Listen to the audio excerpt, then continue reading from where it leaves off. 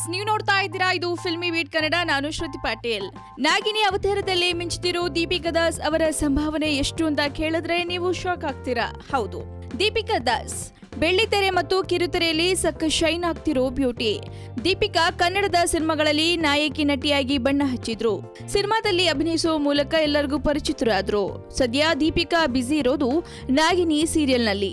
ಹೌದು, ಜಿ ಕನ್ನಡ ವಾಹಿನಿಯಲ್ಲಿ ಪ್ರತಿದಿನ ರಾತ್ರಿ 9 ಗಂಟೆಗೆ ಪ್ರಸಾರವಾಗುವ ನಾಗಿನಿ ಧಾರಾವಾಹಿಯಲ್ಲಿ ದೀಪಿಕಾ ದಾಸ್ ಪ್ರಮುಖ ಪಾತ್ರ ಅಂದ್ರೆ ನಾಯಕಿಯಾಗಿ ಆಕ್ಟ್ ಮಾಡ್ತಿದ್ದು, ದೀಪಿಕಾ ಒಂದು ಎಪಿಸೋಡ್ಗೆ ಪಡೆಯುವ ಸಂಭಾವನೆ ಕೇಳಿದ್ರೆ ನೀವು ಶಾಕ್ ಆಗ್ತೀರಾ. ಯಾಕಂದ್ರೆ ದೀಪಿಕಾ ಬರೋಬ್ಬರಿ ಒಂದು ಎಪಿಸೋಡ್ಗೆ 6 ರಿಂದ 8 ಸಾವಿರ ರೂಪಾಯಿಗಳನ್ನ ಸಂಭಾವನೆಯಾಗಿ ಪಡಿತಾರಂತೆ. ಇನ್ನು ನಾಗಿನಿ ಧಾರಾವಾಹಿಯಲ್ಲಿ ನಾಗಿನಿ ವೇಷಧಾರಿಯಾಗಿ ದೀಪಿಕಾ ಕಿರುತೆರೆ ಪ್ರೇಕ್ಷಕರನ್ನ ರಂಜಿಸ್ತಾ ಇದ್ದಾರೆ.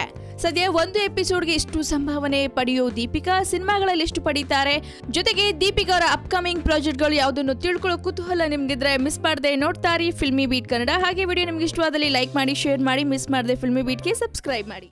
ಹಾಯ್, ನಾನು ಶ್ರದ್ಧಾ ಶ್ರೀನಾಥ್.